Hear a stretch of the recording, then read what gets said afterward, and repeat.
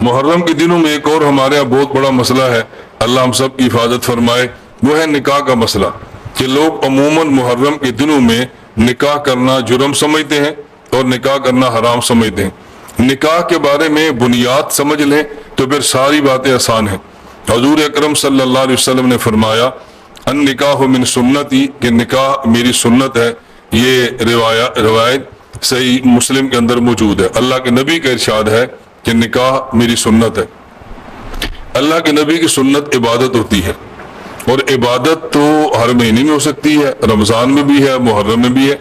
عبادات کے جو شریعت نے اوقات رکھے ہیں ان اوقات میں عبادت کرنی چاہیے۔ نکاح ایک ایسی عبادت ہے کہ جس کے لیے کوئی مہینہ مقرر نہیں ہے، کوئی دن مقرر نہیں ہے، اور کوئی وقت مقرر نہیں ہے، جب چاہے نکاح کرے، اس کی شریعت طرف سے کوئی پابندی نہیں ہے۔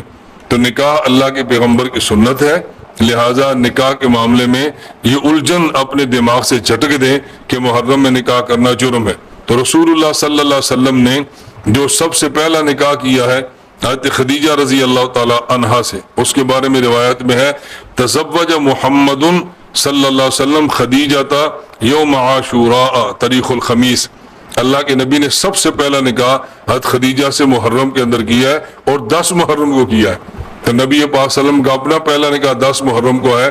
جب ہمارا یہ عقیدہ ہے کہ نبی معصوم ہے، نبی معصوم ہے، پیغمبر اعلان نبوت سے پہلے اعلان نبوت کے بعد کبھی بھی گناہ نہیں کرتا، تو اگر محرم بطور خاص 10 محرم کو نکاح کرنا گناہ ہوتا تو اللہ کے نبی کیسے فرماتے، کیسے ممکن تھا؟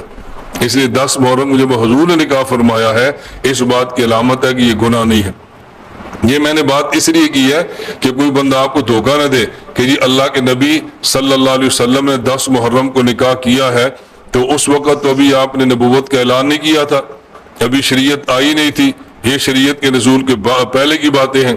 تو ہم کہتے ہیں دو باتیں سمجھ لیں، اگر یہ شریعت کے نازل ہونے سے پہلے کی بات ہے تو کیا شریعت نے 10 محرم کا نکاح حرام کیا ہے؟ ہمیں شریعت میں کوئی آپ آیت دکھا دیں، کوئی حدیث دکھا دیں کہ 10 محرم یا محرم کو نکاح شریعت نے حرام کیا ہو۔ شریعت میں حرام ہے نہیں، اور نبی پاک صلی اللہ علیہ وسلم نے نزول قرآن سے پہلے اگر کیا تو حضور تو اس وقت بھی معصوم تھے، اعلان نبوت سے قبل بھی نبی معصوم ہوتا ہے، پیغمبر تو گناہ اور جرم کا ارتکاب ہرگز نہیں کرتا۔ اور دوسری بات، حضور اکرم صلی اللہ علیہ وسلم کی 4 بیٹیاں ہیں، نمبر 1 زینب، نمبر 2 رقیہ، نمبر 3 ام کلثوم، اور نمبر 4 حضرت فاطمہ الزہرا رضی اللہ تعالیٰ عنہ، آپ کی 4 رضی اللہ تعالیٰ عنہن، یہ 4 بیٹی ہیں۔ ان میں حضرت زینب کا نکاح حضرت ابو العاص رضی اللہ تعالیٰ عنہ سے ہوا ہے، اور رقیہ ام کلثوم کا نکاح یک کے بعد دیگرے حضرت عثمان غنی رضی اللہ تعالیٰ عنہ سے پہلے حضرت رقیہ سے ہوا، ان کی وفات کے بعد حضرت عثمان غنی کے ساتھ آپ کی دوسری صاحبزادی حضرت ام کلثوم رضی اللہ تعالیٰ عنہ کا نکاح ہوا ہے۔ اور ام کلثوم رضی اللہ تعالیٰ عنہ کا نکاح کب ہوا؟ اس میں 3 روایات ہیں۔ ایک روایت یہ ہے کہ آپ کا نکاح رجب سن 3 ہجری کو ہوا، اور ایک یہ کہ ربیع الاول سن 3 ہجری کو ہوا، اور ایک روایت ہے کہ محرم سن 3 ہجری کو ہوا۔ خود اللہ کے نبی کی ایک بیٹی کا نکاح، اس پر ایک روایت یہ ہے کہ محرم الحرام کے اندر ہوا۔ حضور اکرم صلی اللہ علیہ وسلم کی 4تھی بیٹی فاطمہ الزہرا رضی اللہ تعالیٰ عنہ، ان کا نکاح کب ہوا؟ ان کے بارے میں 2 روایتیں ہیں۔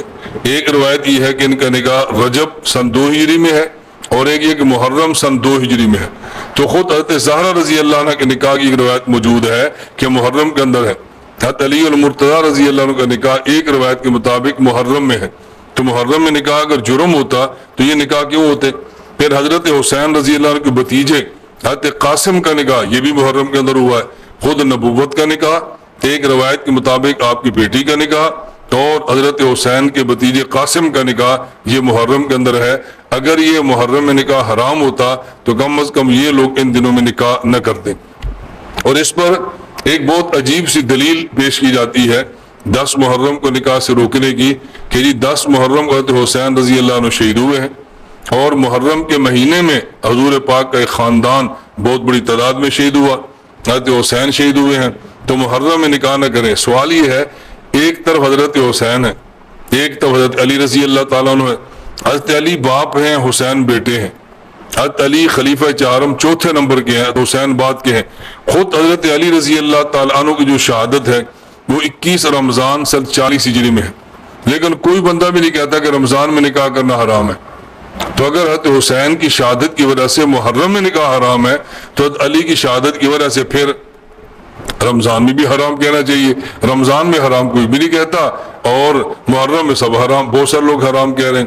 میں نے اس لیے گزارش کی ہے کہ نکاح کی کوئی وقت متعین نہیں ہے، نکاح کا کوئی مہینہ اور سال متعین نہیں ہے، یہ دونوں خاندانوں کی باہمی سہولت پر ہے کہ کس مہینے اور کس دن اور کس وقت ان کے لیے نکاح مناسب ہے، اس لیے اس کا محرم سے کوئی تعلق نہیں ہے۔